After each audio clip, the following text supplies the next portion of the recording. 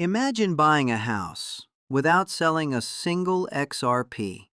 It sounds impossible, but it's not magic. It's a mechanism that's been used by Bitcoin whales for over 10 years. So the real question is, can your XRP actually fund real-life decisions?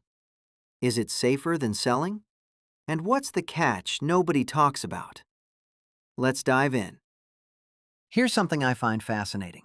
Most XRP holders think they only have two options: hold or sell. That's it. You want a house? Sell some XRP. You want a car? Sell some XRP. You want to help your kids? Sell some XRP. But there's a third option, and it's been used by the wealthiest Bitcoin holders for years. It's called a crypto-backed loan. The idea is simple. You don't sell your XRP. You use them as collateral, and you borrow real cash against them. Your XRP stays in your portfolio. You get the cash you need, and technically, you didn't sell anything. This is how a Bitcoin whale buys a $5 million mansion without ever touching their stack. And in 2026, this same mechanism is finally becoming available for XRP holders. The infrastructure exists. The platforms are there, but almost nobody is explaining it clearly. Let me break this down. A crypto-backed loan works like this. You lock your XRP, let's say 10,000 XRP, on a regulated platform. The platform values your XRP at current market price. Then they lend you cash, usually between 30 and 50% of that value. This is called the LTV, loan-to-value ratio. So if your 10,000 XRP are worth $30,000, you might borrow $12,000 to $15,000 in US dollars in your bank account within 24 to 48 hours. You then use that cash for whatever you want: a down payment on a house, a renovation, your kids' tuition, a business investment. And here's the key part.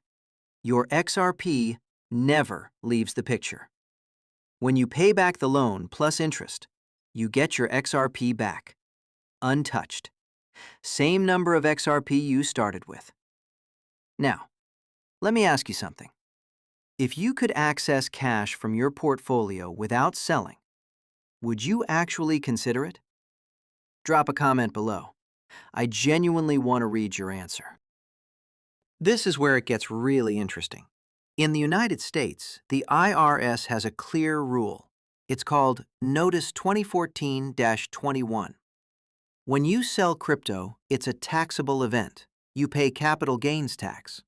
If you bought XRP at 50 cents and you sell at $3, you owe taxes on the difference. Sometimes 15%, sometimes 20%, sometimes more, depending on your bracket.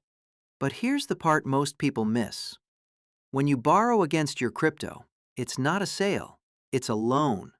And loans are not taxable events. You get the cash without triggering a tax bill. Now, I want to be very clear. I'm not your tax advisor. I'm not telling you this is the right move for you. But the math is undeniable. Selling $30,000 of XRP at a profit could cost you $5,000 to $7,000 in taxes. Borrowing $30,000 against the same XRP costs you interest. It's a different cost structure entirely. And for someone who plans to hold XRP long-term anyway, that difference matters a lot. Let's talk about the actual options. Today, in May 2026, several platforms offer crypto-backed loans. Names like Ledn, Arch, Figure, Nexo. Each one has its own structure. Some are fully regulated, some are not. Some require KYC, full identity verification. Some are more flexible. The interest rates vary. In 2026, you're looking at 8 to 15% APR depending on the platform, depending on your collateral type, and depending on the loan duration. That sounds high, and it is. But remember the comparison. You're not paying 12% on cash you don't have. You're paying 12% to avoid selling an asset you believe in, and to avoid a taxable event that could cost you more than the interest itself.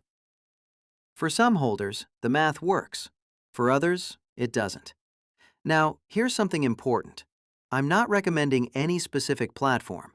This is not investment advice. The platforms I mentioned exist, but they're not all equal in terms of risk, regulation, or transparency. If you ever consider this strategy, your homework starts with the platform itself, not with the loan terms. Now let's talk about the part nobody wants to hear: the risks. Because crypto-backed loans are not free money, they come with 3 real risks. The first one, and the biggest one, is liquidation.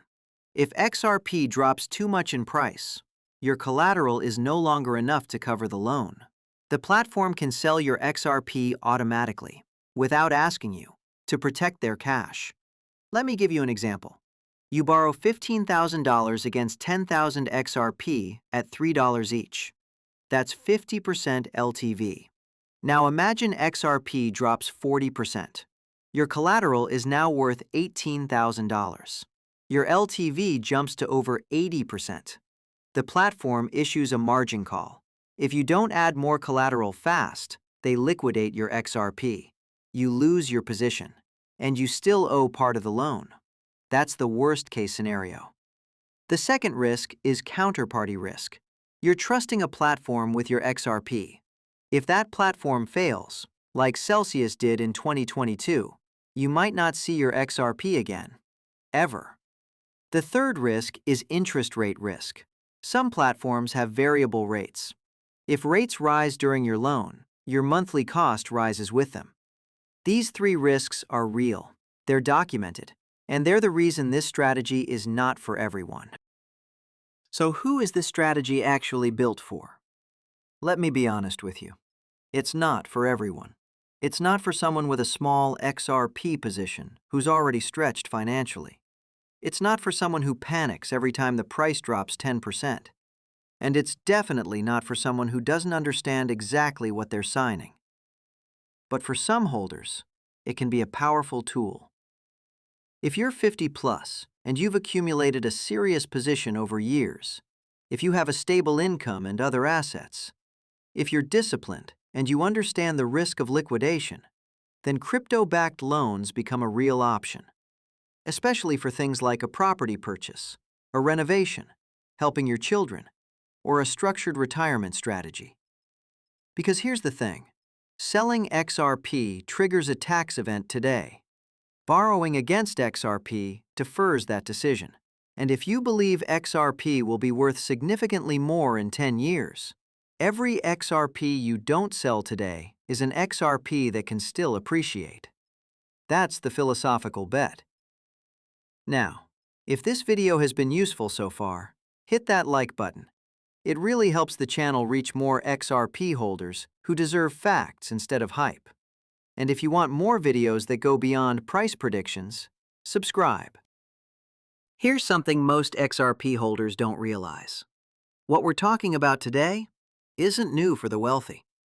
It's been the standard playbook for ultra-high net worth individuals for over a decade. They don't sell their assets. They borrow against them. They live off credit lines secured by their portfolio, and they pass the appreciated assets to the next generation, with massive tax advantages. This is called the buy, borrow, die strategy. It's been documented by financial researchers for years. It's how billionaire dynasties stay billionaire dynasties. And here's what's changing in 2026. This same strategy is becoming accessible to regular XRP holders. Why? Because of 3 things happening right now. The XRP ETFs have brought $1.29 billion of institutional capital. Goldman Sachs is the largest institutional holder. Ripple is launching RLUSD as a regulated stablecoin. All of this creates infrastructure, liquidity, legitimacy. And when those 3 things exist around an asset, the financial products that follow are exactly what we're talking about today. Loans, credit lines, structured retirement vehicles. The wealthy have known this for decades. XRP holders are just starting to see it.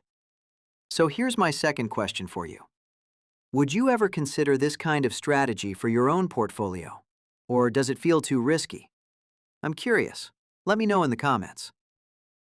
Let me close with something practical.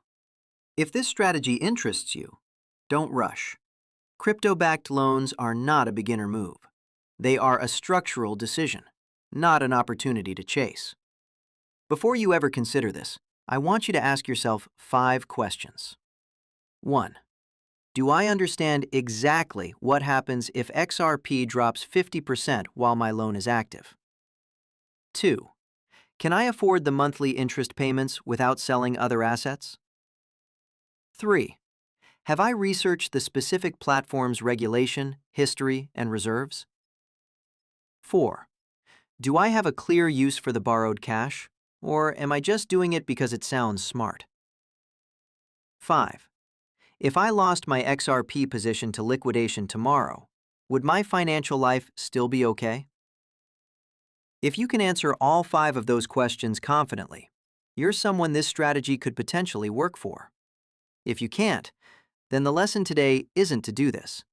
The lesson is that this exists, that it's possible, and that there's a third option between holding and selling that very few people are talking about clearly.